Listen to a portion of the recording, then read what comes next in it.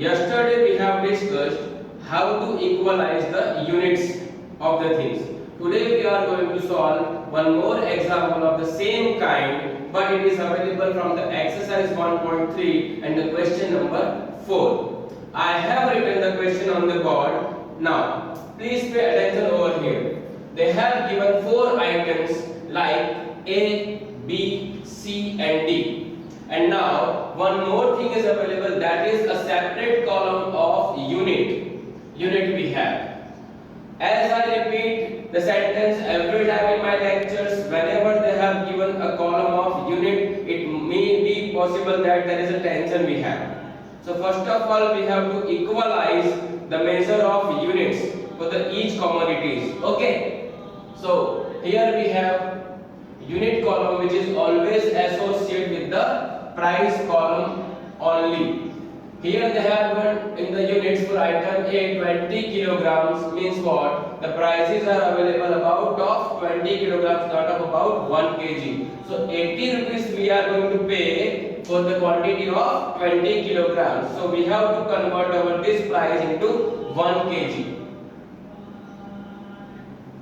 So 80 rupees divided by 20, so we got it here our price 4 rupees.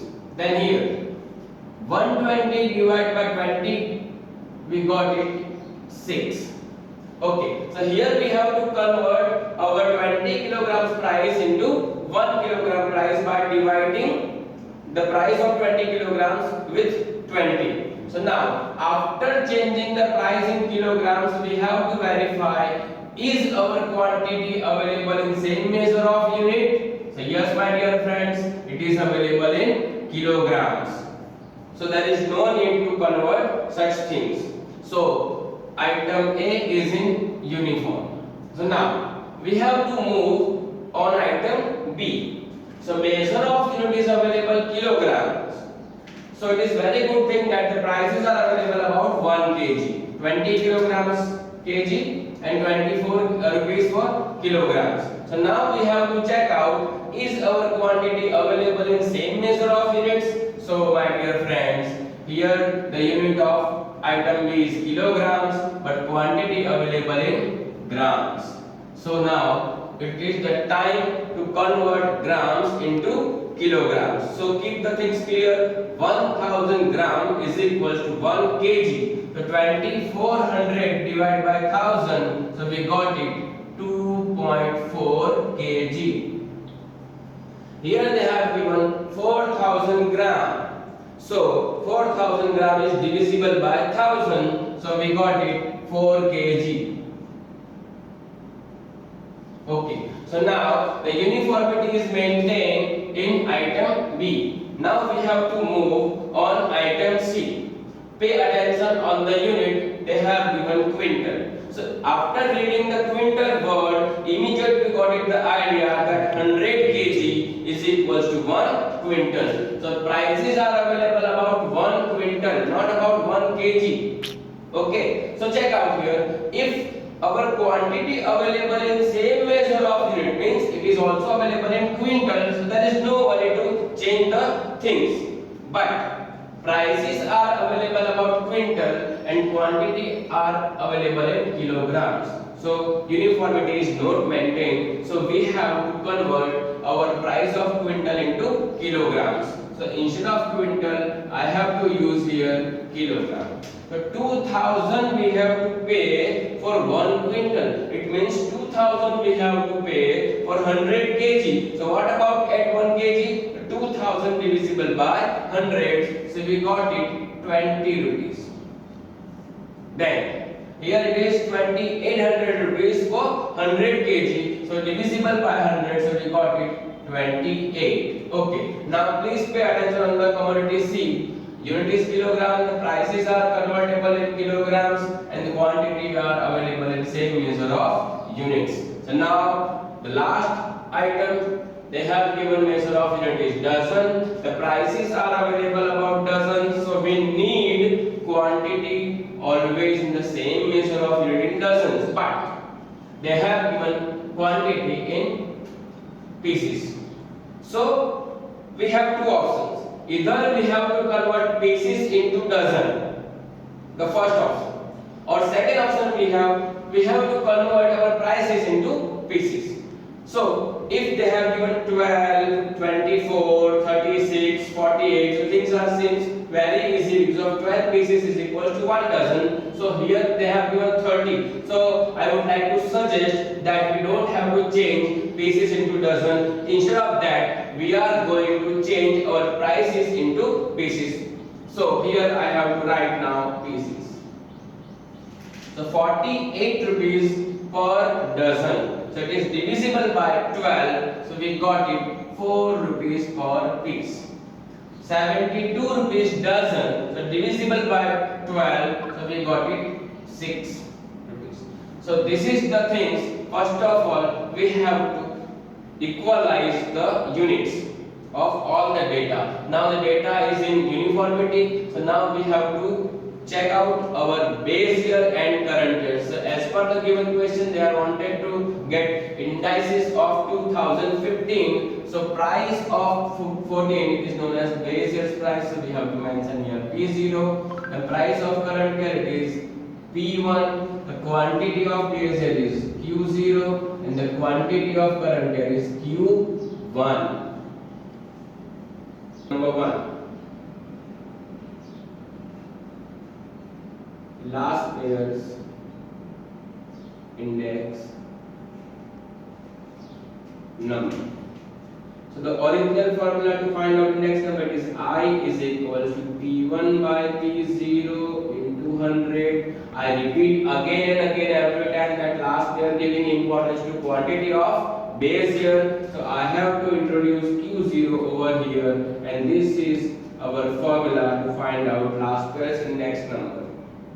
So first of all, always we have to make our formula in a simple way. So we need to make our first column, it is P1 Q0, and second column we have to make it is P0 Q0. So here I would like to make first column P1 Q0, then P0 Q0. So now the amounts we have P1 Q0. So P1 here we have 6 and P0 here we have 5. So 6 into 5 it is 30. 24 into 2.4 I think it is 57.6. 28 into 10 it is 280. 6 into 30 it is 180. We need the total of this column P1 Q0. Then we have to make a next column, it is P0 Q0. So P0 and Q0. So 4 into 5 it is 20. 20 into 2.4 it is 48. Then 20 into 10 it is 200. Then 4 into 30 it is 120. After getting the total of the column P1 Q0, it is we have 547.6, and P0 Q0 here we have 388. So now we have to replace in the formula. The sum of P1 Q0 we have 547.6 divided by sum of P0 Q0 we have 388 into 100. By using our calculator we are able to get it our answer. So after using our calculator we are getting 141.14. It is our index number of last page. You have to verify this answer with your textbook answer which are available in the last pages. So now excess part is always known as there is a rise. So we have to mention there is a rise in price. 141.14 minus 100, that is 41.14 percentage. So now after having a last year's index number, we have to move to calculate passes index number. So now number 2, passes index number.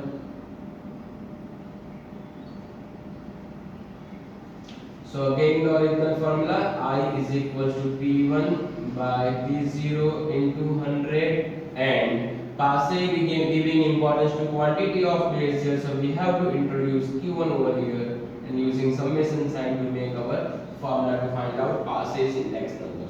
So index number of passes is equal to sum of T1 Q1 divided by sum of T0 Q1 into 100. So now we have to make two more columns, P1 Q1 and P0 Q1.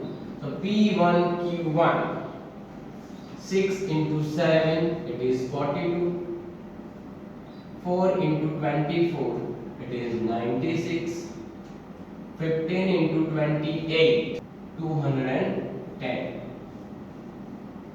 Then P0 Q1, P0 and Q1, 4 7s are 28, 4 into 20 is 80, 15 into 20 is 300 and 35 into 4 is 140.